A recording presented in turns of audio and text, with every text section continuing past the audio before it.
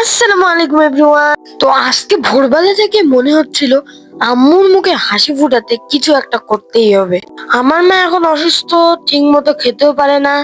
কিন্তু জানো, আমার মায়ের খুব প্রিয় খাবার বড় মাছ, বিশেষ করে কাতলা, রুই আর ইলিশ। তাই সকাল সকাল বের হয়ে গেলাম বাজারে। চিরিবন্দর বাজারটা যদিও উপজেলা পর্যায়ে ছোট, কিন্তু সকালবেলা এখানে ভীষণ একটা জমজমাট পরিবেশ থাকে।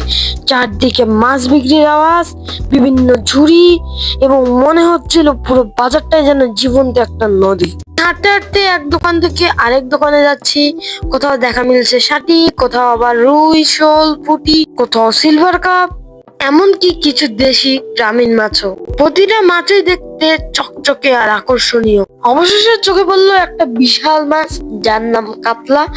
দেখেই মনে হলো এটা নিতেই হবে আমাকে। প্রায় 2 কেজি, একদম পারফেক্ট। তাই একটু দাম দর করে মাছটা কিনেই ফেললাম। আর মনে মনে ভাবলাম আম্মু এটাকে অবশ্যই খুশি হবে। এই বাজারে একটু মাছটাকে ছিলে নিলাম এবং মাছটাকে নিয়ে বাসায়। বাজার থেকে ফিরে মাছটা পরিষ্কার করে মামিদের হাতে দিলাম। ওরা খুব যত্ন নিয়ে রান্না করলো। গরম ভাত, সাথে ডাল আর একটু সবজি।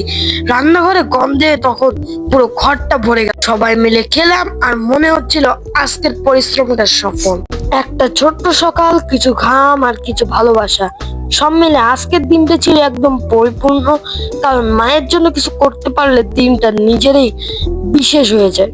তো আজকের ভিডিওটা এই পর্যন্ত। নেক্সট ভিডিওর জন্য অপেক্ষা করবেন। ততদিন ভালো থাকবেন, সুস্থ থাকবেন, আমার জন্য দোয়া করবেন। আল্লাহ হাফেজ।